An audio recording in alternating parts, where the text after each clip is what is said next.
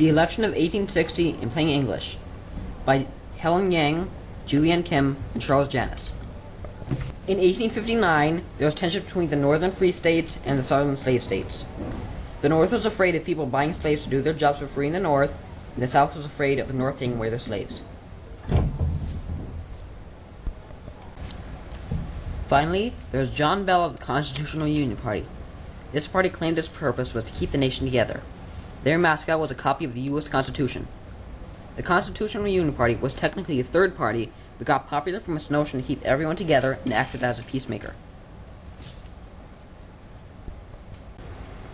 During the campaign season, many debates were held between some of the candidates. Lincoln and Breckinridge mainly debated slavery. Bell and Douglas decided not to mention slavery and tried the best just to leave it be. Lincoln managed to convince many people to become abolitionists with his charisma and intellect. Stephen A. Douglas was chosen by the Northern Democrats. He valued the Transcontinental Railroad and popular sovereignty. John C. Breckinridge was chosen by the Southern Democrats. He valued federal slave code. The Northern and Southern Democrats had split up from the tension, but they both still had a donkey as a mascot. The Southern Democrats valued internal improvements in slavery.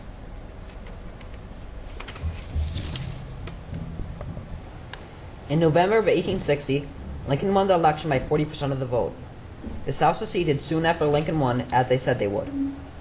Lincoln got most of the votes from the North and got very, very few from the South. His name was removed from the ballot in some places, so nobody would vote for him.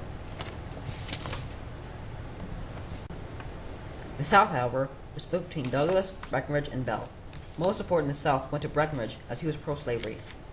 The North believed that being part of the Union was not voluntary, it was mandatory.